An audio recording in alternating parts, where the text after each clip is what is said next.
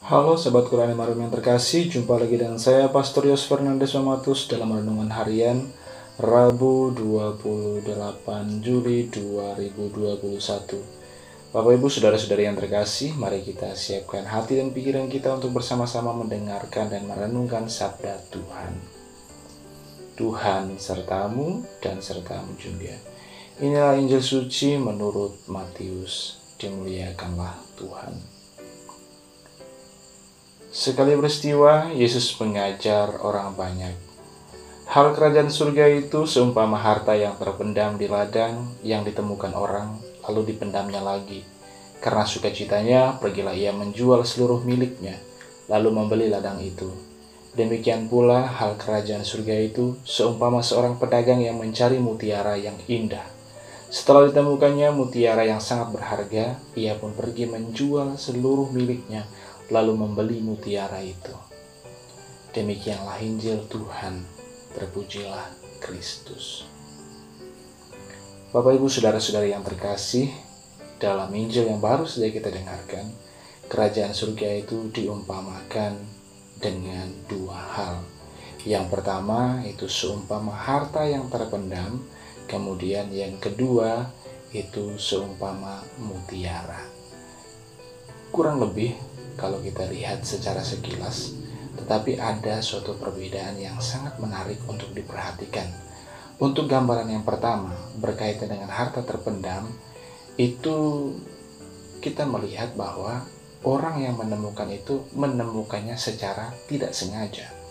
Karena di situ dikatakan dia menemukan di ladang orang sebenarnya, bukan ladangnya sendiri, bukan karena dia mencari, tapi kebetulan saja dia menemukannya.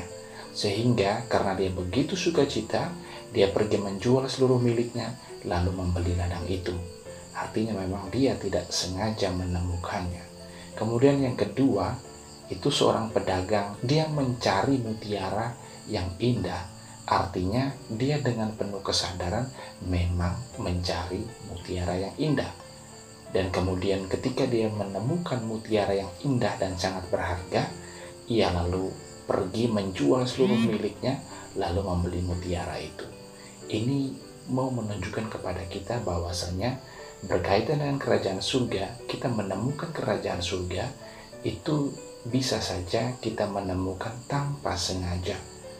Dan juga bisa jadi kita menemukannya karena kita berusaha, kita berupaya untuk mencari dan menemukannya. Bapak, Ibu, Saudara-saudari yang terkasih, kalau kita berbicara tentang kerajaan surga, itu tidak berbicara soal tempat semata, bukan berbicara tentang suatu ruang tertentu, tetapi juga berbicara tentang suatu keadaan, suatu kenyataan hidup yang ada, yang kita temukan dalam kehidupan kita sehari-hari. Kerajaan surga itu bisa jadi adalah hal-hal baik yang kita temukan dan yang kita terima dalam kehidupan kita sehari-hari. Kalau kita berbicara tentang kerajaan surga yang ditemukan secara tidak sengaja, yaitu bisa jadi kita temukan melalui hal-hal baik yang kita terima tanpa kita mencarinya, tanpa kita mengupayakannya. Misalnya, ada orang yang tiba-tiba datang, hadir bersama kita di tengah kita, lalu menawarkan bantuannya, ingin membantu kita melakukan pekerjaan yang sedang kita kerjakan, atau apapun itu, segala jenis kebaikan yang kita terima dari orang lain tanpa kita minta, tanpa kita cari, itulah hal baik yang merupakan tanda kehadiran kerajaan surga di dalam kehidupan kita.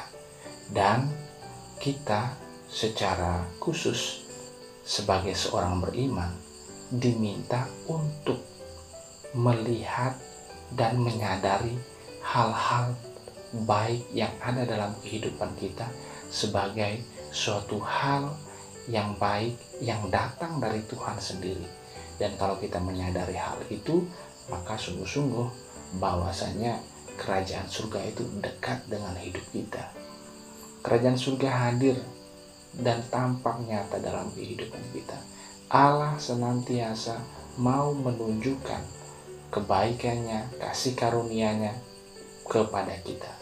Hanya saja kita tidak bisa melihat, kita kadang-kadang alpa untuk melihat, kita tidak mampu untuk menyadari bahwa Allah itu mengasihi dan mencintai kita. Bapak, Ibu, saudara-saudari yang terkasih, ketika kita bangun pagi dan kita masih bisa menghirup udara segar, masih bisa sehat, itu adalah hal baik yang kita terima dari Tuhan secara cuma-cuma, tanpa kita minta, tanpa kita upayakan, tapi Tuhan memberikannya secara cuma-cuma. Itulah kerajaan surga yang boleh kita terima secara nyata dalam kehidupan kita sehari-hari.